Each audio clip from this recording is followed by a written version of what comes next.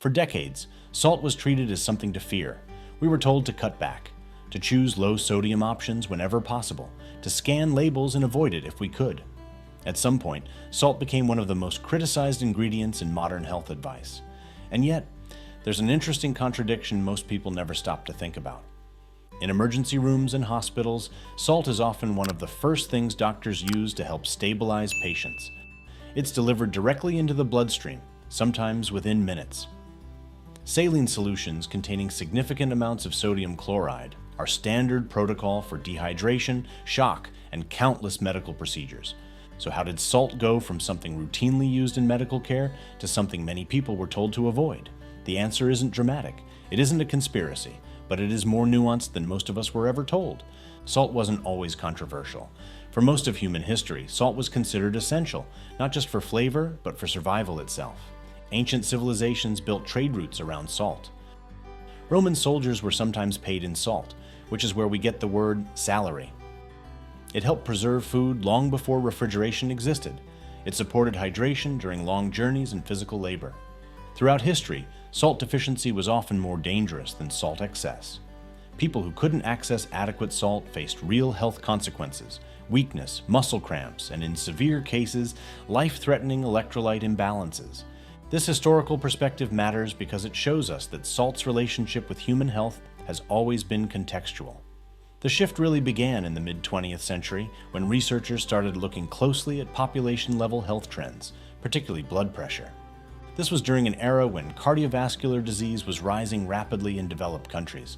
Some large epidemiological studies suggested that very high sodium intake, when averaged across entire populations, was associated with higher rates of hypertension. These studies often compared populations with dramatically different sodium intakes, sometimes looking at traditional societies consuming very little processed food versus modern populations consuming large amounts. From a public health perspective, that raised legitimate concern, and the response at the time made sense given the tools and understanding available. When something might increase risk across millions of people, the safest message is often a simple one: less is better. But here's an important detail that rarely gets emphasized. These recommendations were designed for populations, not individuals. They were based on averages across large groups, and averages, while useful for policy, rarely tell the whole story about individual biology. The research that shaped salt recommendations wasn't wrong. It was incomplete.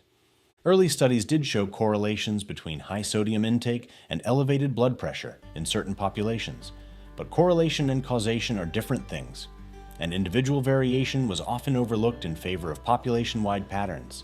Some of the populations with the highest sodium intake were also consuming highly processed diets, living sedentary lifestyles, and dealing with chronic stress. Salt was part of a larger pattern, but it became the primary focus. Meanwhile, populations that consumed moderate to high amounts of natural salt while maintaining active lifestyles and eating whole foods often showed very different health outcomes. But these distinctions were harder to communicate in simple public health messages. Human biology is complex. Public health messaging, by necessity, usually isn't. Simple messages are easier to communicate, easier to follow, and easier to apply at scale. Reduced salt became one of those messages. Over time, that message hardened into something more absolute, even though salt's role in the body is anything but simple. Salt, or sodium chloride, isn't just a seasoning. Sodium is one of the most important electrolytes. It helps regulate fluid balance throughout the body, and it supports nerve signaling, allowing your brain to communicate with your muscles. It plays a role in muscle contraction, including the heart muscle. It also influences circulation and blood volume. In other words, sodium isn't optional. It's foundational to basic physiological function. But once salt became framed primarily as a risk factor, the conversation narrowed. Less attention was paid to why the body needs sodium when those needs change, and how sodium interacts with other nutrients and lifestyle factors. As research methods improved, something interesting emerged. Not everyone responded to sodium the same way. Some people appeared to be salt sensitive. Their blood pressure did rise noticeably with higher sodium intake. Others showed very little change at all, even with significant variations in consumption. Still others actually performed better with moderate to higher sodium intake, especially during periods of physical stress or activity. This individual variation wasn't a small detail. it was fundamental to understanding how sodium actually works in the human body. Factors like genetics, age, activity level, stress, kidney function, and overall diet seem to matter far more than originally thought. One of the biggest problems with broad nutrition advice is that it often ignores context. And context matters more than most people realize. Salt needs can vary dramatically based on things like physical activity levels and sweating, climate and environmental temperature, stress levels and sleep quality, illness, injury or recovery periods, age and body composition, overall diet quality, and processing levels. Someone who is sedentary, highly stressed, and consuming mostly processed foods may respond very differently to sodium than someone who is active, sweating regularly, eating whole foods, and managing stress effectively.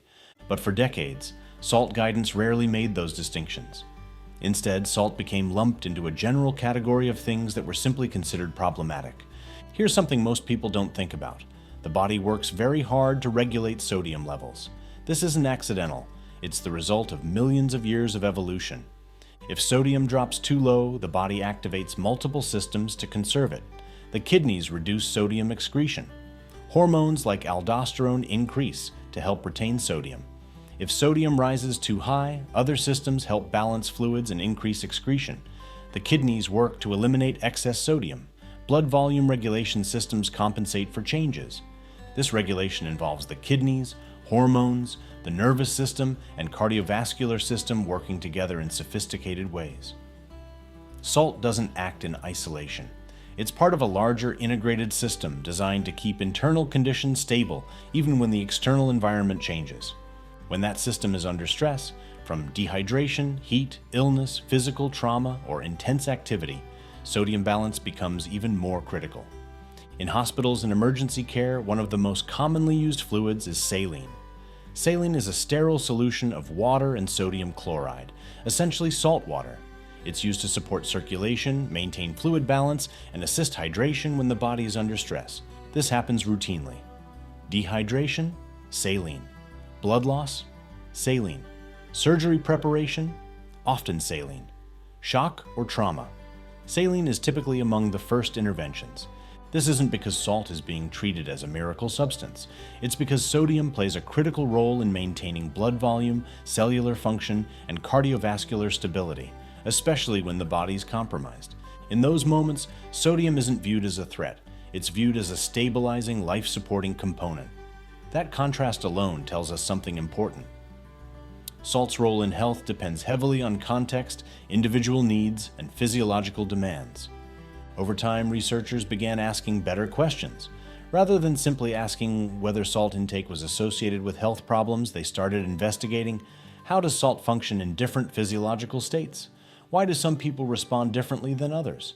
What role do other dietary and lifestyle factors play? These questions open the door to a more balanced understanding.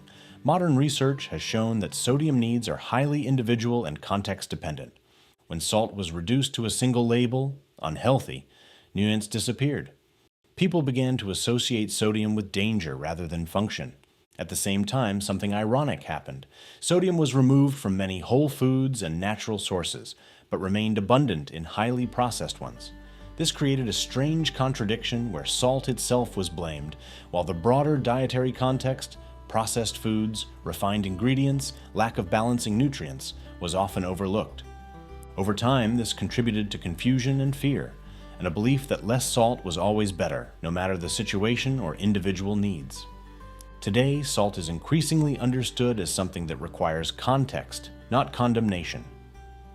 It's recognized for its essential role in nerve signaling and brain-muscle communication, fluid balance and hydration status, muscle function and cardiovascular stability, nutrient absorption, and cellular processes. At the same time, excessive intake, especially alongside highly processed diets and sedentary lifestyles, can still present challenges for certain individuals. Both ideas can exist at once. Salt isn't a villain, and it isn't a cure-all. It's a tool, one that interacts with the body's systems in complex, individualized ways.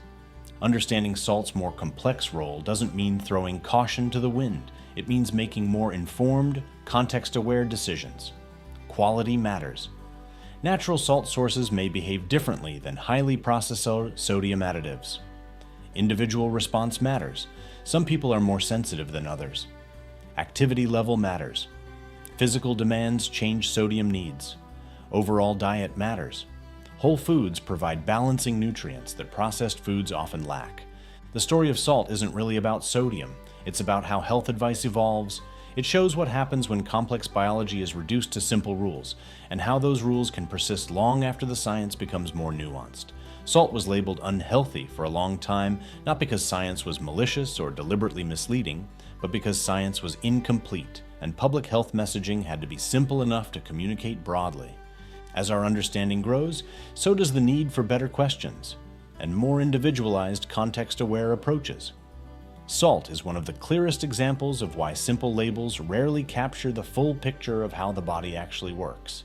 If this kind of topic interests you, this channel looks at other areas of health where our understanding has evolved and where simple answers don't always capture the full picture. No hype, no extremes. Just a clearer look at how the body actually works, based on current evidence and individual variation. If you found this helpful, please give it a like, drop a comment with your thoughts, and subscribe for more evidence-based health content.